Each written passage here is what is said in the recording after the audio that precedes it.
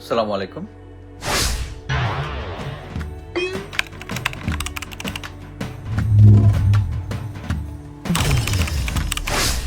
Just শুধু আমি যে সমস্ত কথাবার্তা বলি তার একটা ছোট্ট লিঙ্ক ধরাই দেওয়ার জন্য।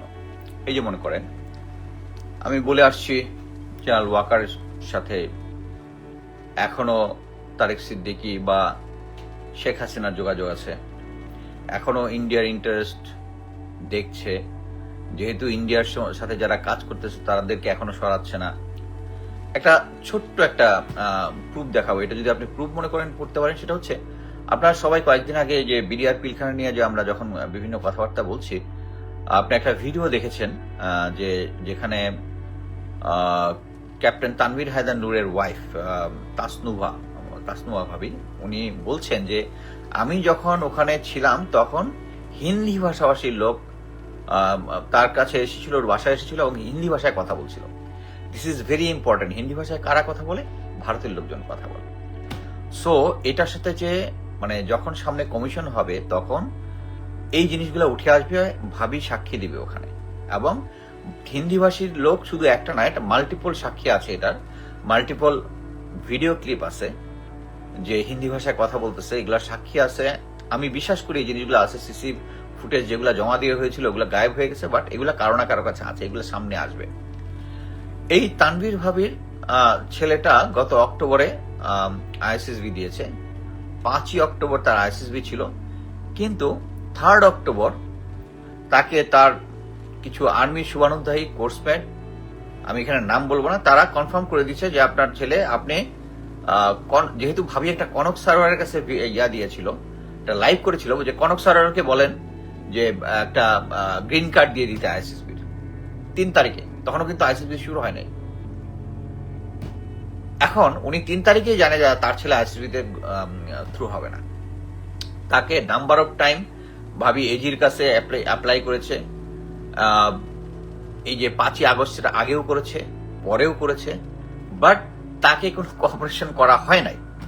কিন্তু যেদিন উনি ফোন করেছে, ফোন করে লাইভে সাংবাদিকদের কাছে বলেছে যে পিলখানা ওখানে হিন্দি ভাষার কথাবার্তা আমি শুনেছি, এর পরের দিন ব্রিগেডিয়ার জেনারেল এহসান স্টাফ, জেনারেল ওয়াকার স্যারের স্টাফ, সে ফোন করেছে ভাবিকে, ফোন করে বলেছে ভাবি আপনার কি লাগবে, ছেলের আইএসএসবি, টাকা পয়সা, যত কিছু, মানে যত ধরনের সমস্যা আছে, everything will be solve. So ভাবির এখন খুব সুবিধা হয়েছে না, ওনার সমস্ত প্রবলেম সলভ হয়ে যাবে। এবং জেনারেল ওয়াকারের সাথে দেখা করে যাওয়ার জন্য বলেছে ব্রিগেডিয়ার এহসান। সো এটা থেকে আপনি কি যোগসূত্রটা পাচ্ছেন?